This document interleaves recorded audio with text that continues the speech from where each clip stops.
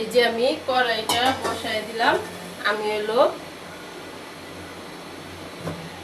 এই যে এই পর্যন্ত দুধ আছে, 1 লিটারের তো একটু কম হবে। আমি হলো মৌচাক পিঠা বানাবো। এটা হলো দেশের তো গরুর দুধ আনা।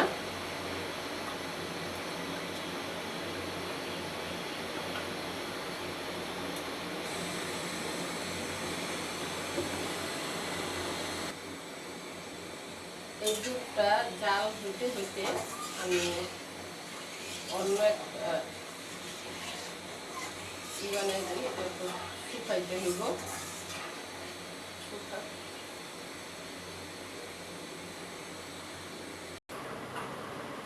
যে এখানে এই ঘিটন আমি এখানে 4 চামচ ঘি দিয়ে দেব। 1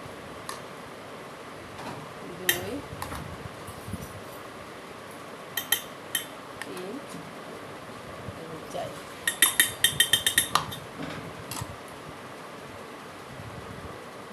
এই যে বাটিতে আমি বরফ করে রাখছিলাম, এখন এই যে বরফের টুকরাটি দিয়ে দেব।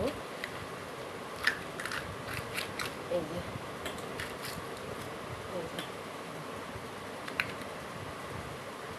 দিয়া ব্লেন্ডারটা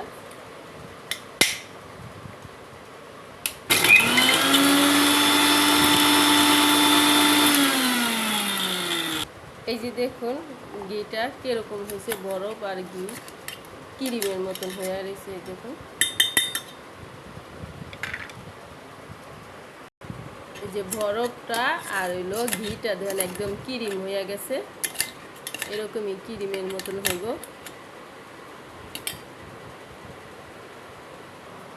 এই যে আমি এই বাটি 2 বাটি ময়দা নেব, তা একসাথে নেব না, আস্তে আস্তে করে দেব আর করবো। আর এই যে গ্লাসের 1 গ্লাস একদম ফ্রিজে ঠান্ডা দুধ নিছি। এটার ভিতরে দুধ ঠান্ডা দুধই ব্যবহার করতে হবে।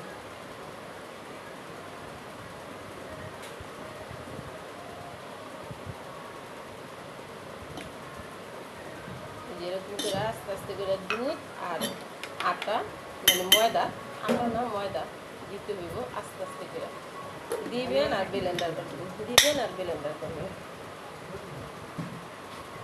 আবার ময়দা দিলাম, দুধ দিলাম,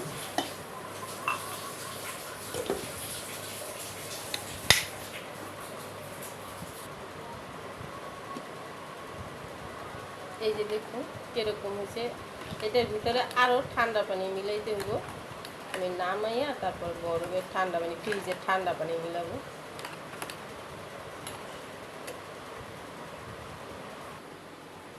এই যে ওইটা ব্লেন্ডারে রাইখা দিছি, আর এই ভিতরে দুধটা শুকায় গেছে। আমি এটা রেডি করে নেব। এই যে গুঁড়া দুধ দিলাম,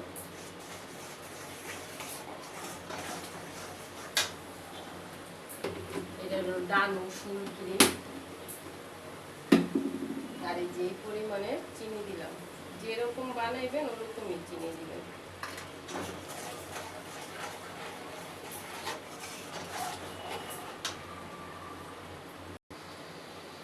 এই যে আমার দুধের খিসাটা হয়ে গেছে, আর নামায়া ঠান্ডা করলে আরো ঘন হয়ে যাবে। দেখুন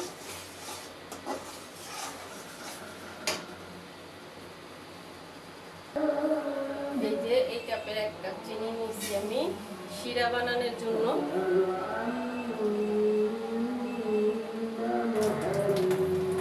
1 কাপ পানি দিয়ে দিলাম।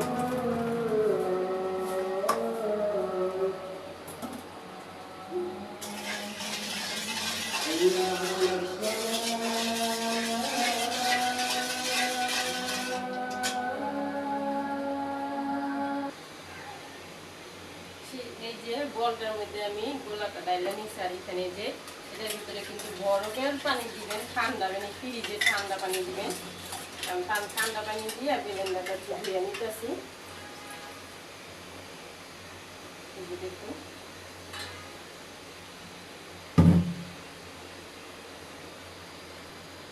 এই যে এখানে 2টা এলাচ দিয়ে দিলাম ঘেরানোর জন্য।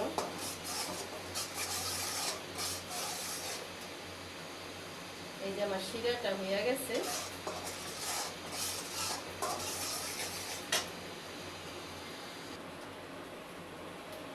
এই যে এক টুকরা লেবু আমি যেরকম করে রসটা বার করে নিছি, এখন আমি এই যে সেঁকে নেব। এই যে দেখুন,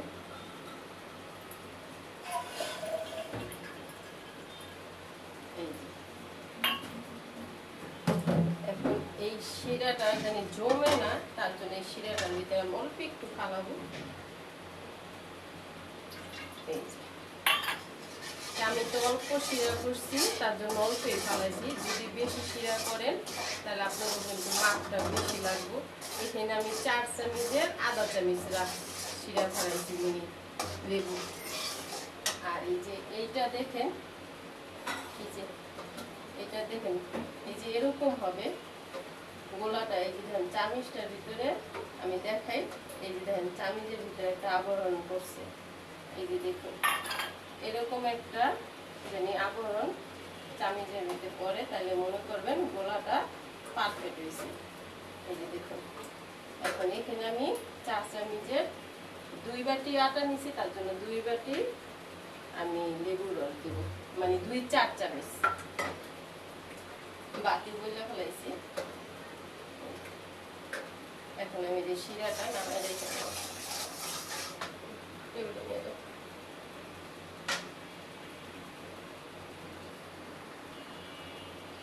এই যে দেখুন হাতের তারা নিয়ে দেখাইলাম, মানে মিষ্টি খাবার হইলেও তো মানে লবণ দিতে হইব।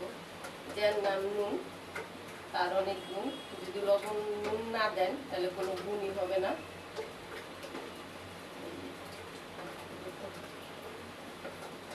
আর এই যে আমি তেল বসাই দিছি, আমার কাছে এরকম একটা কড়াই আছে, তার জন্য আমি এই কড়াইটা বসাইছি। আপনারা ছোট সসপ্যান হোক কি ছোট কোনো গোল কিছু হোক, ওইটার ভিতরে বানাইতে পারবেন।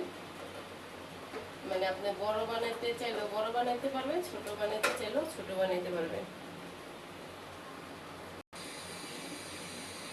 এই যে এটা হলো কলের পানি নেওয়া, আর এই যে হলো বরফের টুকরা। এই যে দেখুন এটা হলো বরফের টুকরা। এরকম এই বাটিটা এরকম বরফের টুকরার উপরে রাখতে হবে, এটা যেন ঠান্ডা হয়।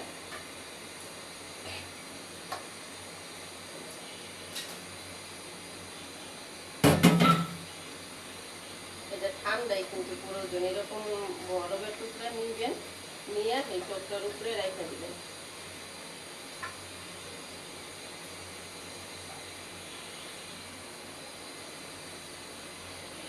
তেলটা আরো গরম হইব। এই যে দেখুন একদম মানে এটা ঠান্ডা, বরফের পানিতে রাখা, একদম ঠান্ডা হয়েছে। আমি আপনারা বোতল আছে না, যে সসের বোতলের ভিতরে বইরাও দিতে পারেন, আমি না চামিচ দিয়ে দিলাম।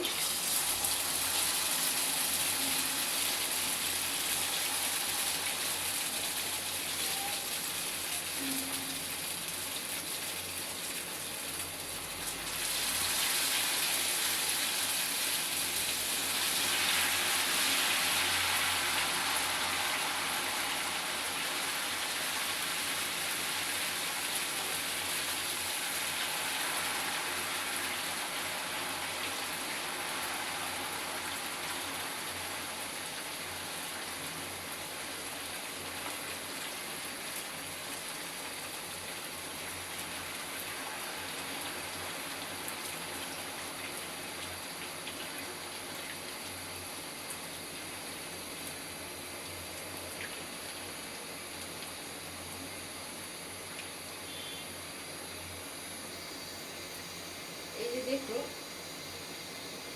এরকম জালির ভিতরে রাখবেন, রাখলে তেলটা পুড়ে দেবো। আর আমার কাছে মনে হয় কি আমি ছোট ভাণ্ড নিলেই ভালো হইব, তার জন্য আমি ছোট কড়াইটা নেব। এই যে দেখুন বন্ধুরা, ছোটটাই ভিতরে দিলে সুন্দর দেখা যায় আর সুন্দর হয়।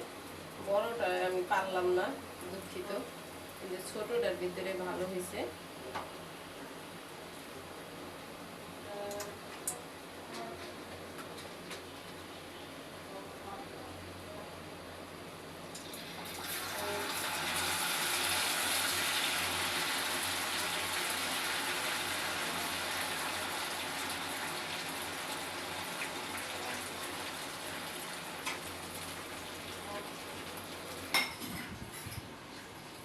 এই যে আমার মোমোসের জালটি কত সুন্দর হয়েছে, যেটি আমি ছোট কড়াইটা বানাইছি ওইটাই বেশি ভালো হয়েছে, আর বড় কড়াইটা ভালো হয়নি, তার জন্য ওইটা ভাঙিয়ে ফেলাইছি।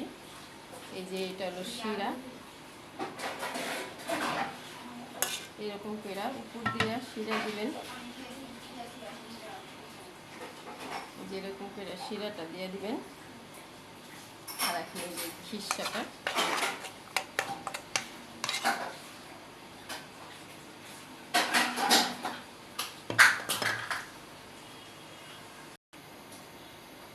এই যে দেখুন আমি খিসাটা লাগিয়ে নিছি। এই যে কাঠবাদাম, চেরি ফল, আপনারা যেটা দিয়ে মন চায় ওইটা দিয়ে সাজাতে পারেন। এই যে আমার মৌমাছির জালটা দেখুন কত সুন্দর দেখা যায়। মাশাআল্লাহ দিলে যদি ভিডিওটা ভালো লাগে লাইক শেয়ার সাবস্ক্রাইব করুন বন্ধুরা। আল্লাহ হাফেজ।